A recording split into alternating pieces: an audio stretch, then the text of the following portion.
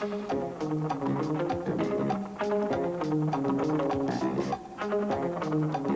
we're back. We're talking with Durk Pearson and Sandy Shaw, the authors of Life Extension. One of the chapters in here is what is the government doing about aging?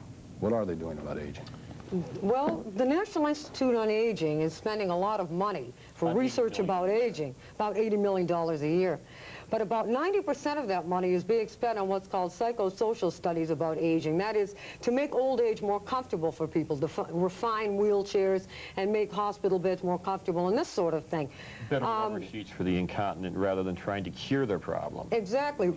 What we would like to see is much more of this money being spent on biological aging. Find out what causes aging and stop the processes that are causing people to become decrepit and have these problems. Then you wouldn't need all these special wheelchairs and so forth for the old people. Dr. Nathan Schock, the Dean of American Gerontologists, put it very nicely. He said that back in the early 1950s, remember polio epidemics back then? Right. He said if in the early 1950s we had spent our research money on building better iron lungs, we'd have the best iron lungs in the world. We'd have millions of them. They'd have 4 on the floor, stereophonic sound, the freeways would be choked with them. Millions of people in iron lungs. Instead, what we did, we spent money on finding out why people got polio, why not everybody got polio, and why some people didn't get paralyzed by it. And as a result, polio's cured. The only people who get polio now are people whose parents were so, criminally foolish as not to get them immunized against it. Polio's a dead issue. Well, but the government has certain problems. Alexander Leaf, who was a part of the President's Commission on Aging several years ago, said that it would be the height of irresponsibility to increase the human lifespan until we figured out where we're going to get income for all these people that are going to be living on and on beyond the years they're living now. Well, what this really boils down to is that Social Security's got problems, and as long as it's got problems, everybody's got to die on schedule. Get them out of the picture.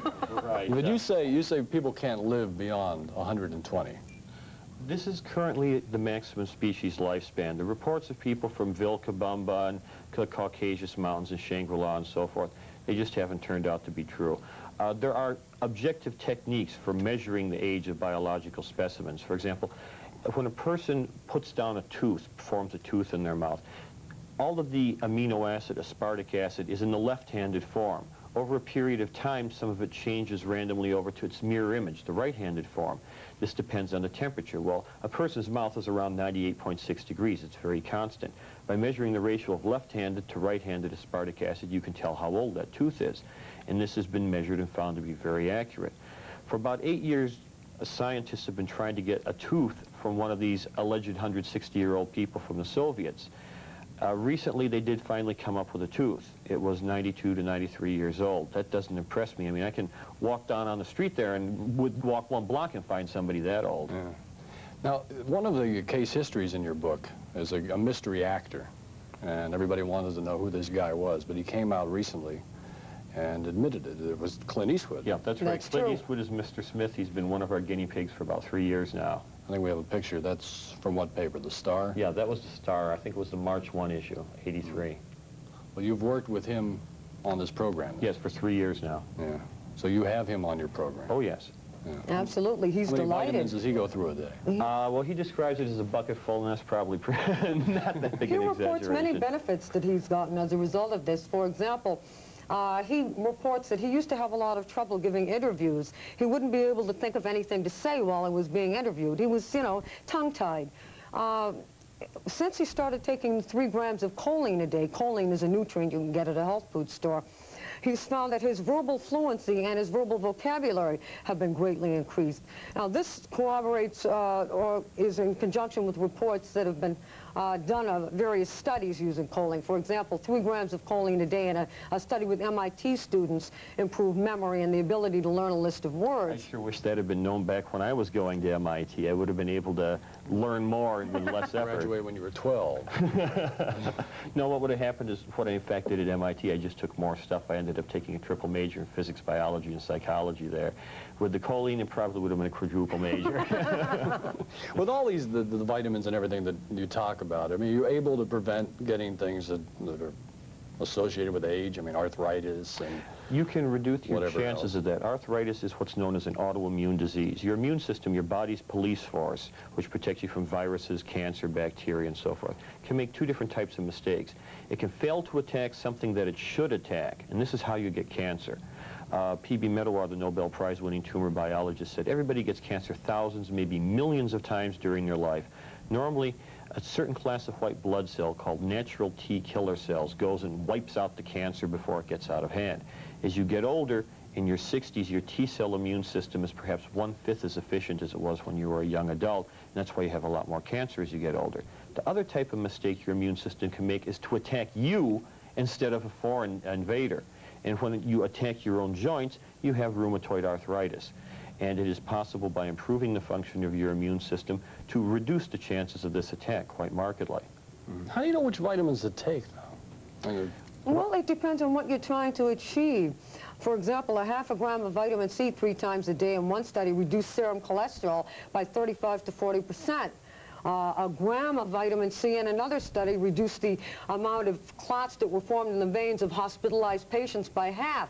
Different effects require different amounts of the vitamins. And that's one reason the book is so long. You see, we wrote it not as a textbook, but rather something someone could use more like a smorgasbord.